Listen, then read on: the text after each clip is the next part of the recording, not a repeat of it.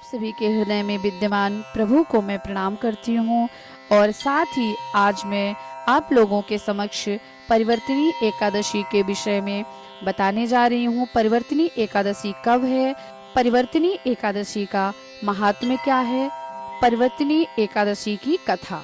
तो सबसे पहले इस बार 6 सितंबर 2022, 7 सितंबर 2022 2 दिन की एकादशी की तिथि पड़ रही है, जिसमें से 7 सितंबर 2022 को हमें एकादशी का व्रत करना चाहिए। 6 सितंबर 2022 को जो एकादशी पड़ रही है वह दशमी युक्त है और शास्त्रों में दशमी युक्त एकादशी करने की मनाही है, निषेध है। तो हमें द्वादशी युक्त एकादशी करनी चाहिए जो उदया तिथि में 7 सितंबर 2022 दिन बुधवार के दिन है और 8 सितंबर 2022 को इसका पारण करना है। 8 सितंबर 2022 सुबह 6:10 से 8:50 तक हम व्रत को खोल सकते हैं। और अब हम बात करते हैं भाद्रपद मास के शुक्ल पक्ष की एकादशी को। क्षीर सागर में 4 मास के लिए शयन के मध्य भगवान नारायण जब करवट बदलते हैं, निद्रा मग्न भगवान के करवट बदलने की प्रक्रिया को परिवर्तन के कारण ही हम इसका नाम शास्त्रीय नाम परिवर्तनी एकादशी के रूप में जानते हैं। आज के दिन भगवान के 52 अवतार की पूजा की जाती है।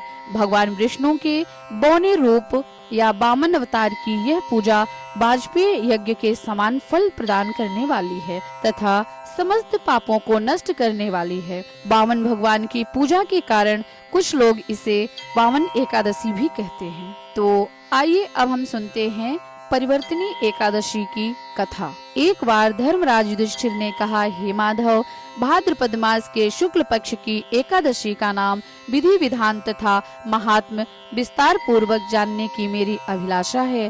कृपा करके इस बारे में हमें बताएं। तब भगवान कृष्ण ने कहा, हे राजन, सब पापों को नष्ट करने वाली और स्वर्ग प्रदायक उत्तम 52 एकादशी का महात्म मैं तुमसे कहता हूँ, ध्यान पूर्वक सुनो।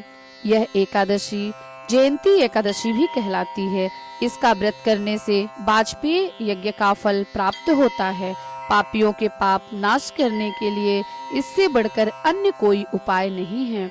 जो मनुष्य इस एकादशी के दिन मेरे वामन रूप की पूजा करता है वह तीनों लोकों की पूजा कर लेता है। मोक्ष की इच्छा रखने वाले मनुष्य इस व्रत को अवश्य करते हैं। जो कमल नयन भगवान का कमल से पूजन करते हैं वह अवश्य भगवान के समीप जाते हैं।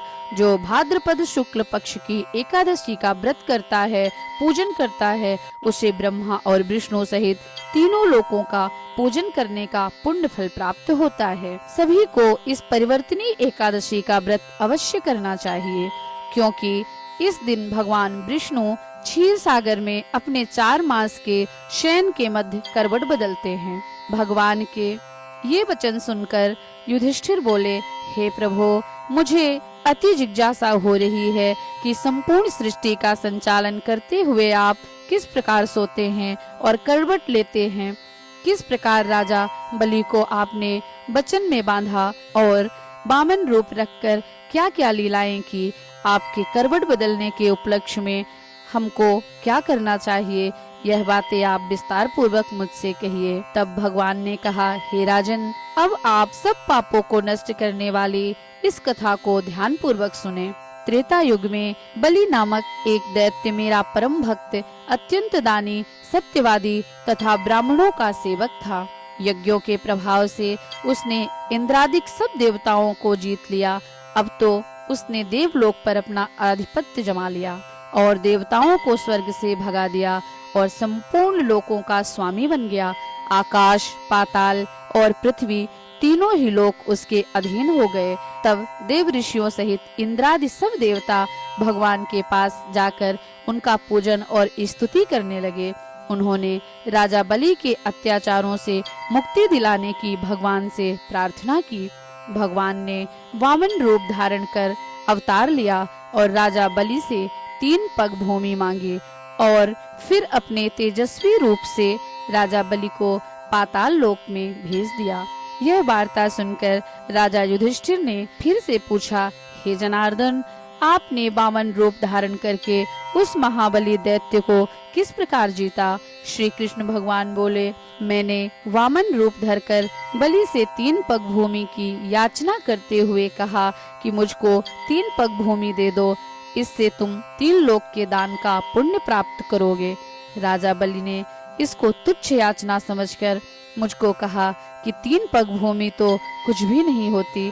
मैंने उससे 3 पग भूमि देने का संकल्प लेकर अपने त्रिविक्रम रूप को बढ़ाकर भूलोक में पद, भूर्वलोक में पेट, जनलोक में हृदय, यमलोक में कंठ की स्थापना कर सत्यलोक में मुख, उसके ऊपर मस्तक स्थापित किया। सूर्य, चंद्रमा आदि सब ग्रहों, योग, नक्षत्र, इंद्रादि देवताओं और शेष आदि सब नाग गुणों से विविध प्रकार से वेद सूक्तों से प्रार्थना की।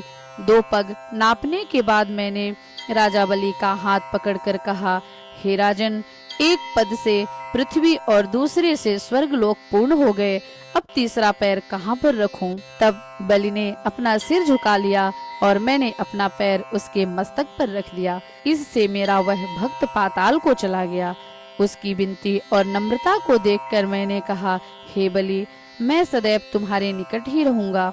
विरोचन के पुत्र बलि के कहने पर भाद्रपद शुक्ला परिवर्तनी एकादशी के दिन बलि के आश्रम पर मेरी मूर्ति स्थापित हुई और दूसरी क्षीर सागर में शेषनाग की पीठ पर हुई।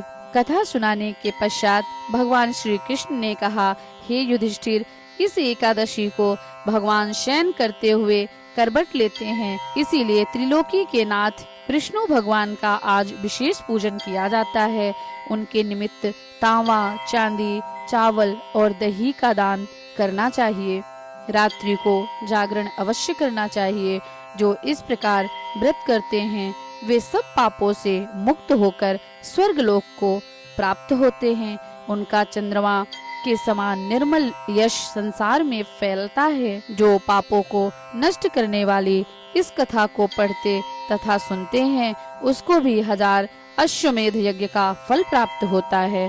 बोलो श्री कृष्ण भगवान की जय। इस तरह से परिवर्तनी एकादशी की कथा संपूर्ण हुई।